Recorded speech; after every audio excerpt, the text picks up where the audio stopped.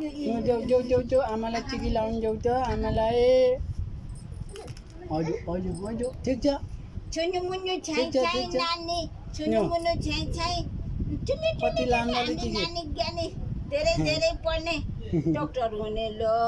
हस् आमा भने हस् भने दबाई पानी गरे मेरो नाति छ यहाँ भन्न पाऊँ है म त डाक्टर त हुँदिन नि म त टिचर हुन्छु भन्थे ए टिचर हुने रे ल ठिक छ ल टिचर हुँदा नम्बर लाग्यो भाइलाई नम्बर लगाइसक्यो जयन्ता मङ्गला काली भद्रकाली कपालिनी दुर्गाचेमा शिवरात्रि सदा जमराको दुःख छैन परमेश्वरको भगवानको प्रसादले गरिकन जीवनी मोटाओस् कष्ट कहिले नलागोस्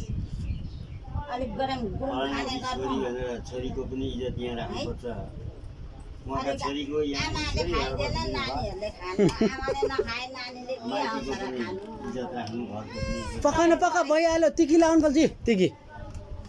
टिकी लुजा एकैचोटिमा स्वाहा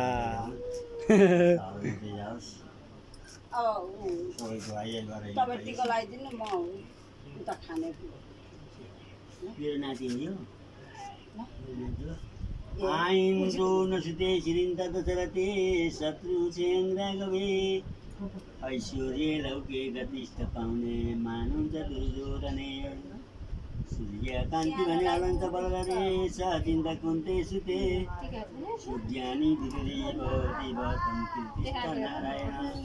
लोक परमेश्वर नवदुर्गा भनेको पुस्ताले गरिकन हाम्रो नाति निरोगी होस् रोग कष्ट नलागोस् बाबु मामा खोला खोला कपो लगाएर पा रोग कष्ट नलागोस् धेरै पढ्नु विद्वान हुनु ज्ञानी हुनु कान्छ सबै डल्लो नि डल्ले फताए कान्छ भयो भयो छोडिदिनु भइहाल्यो आशीर्वाद काफी भयो कान्छलाई अहिले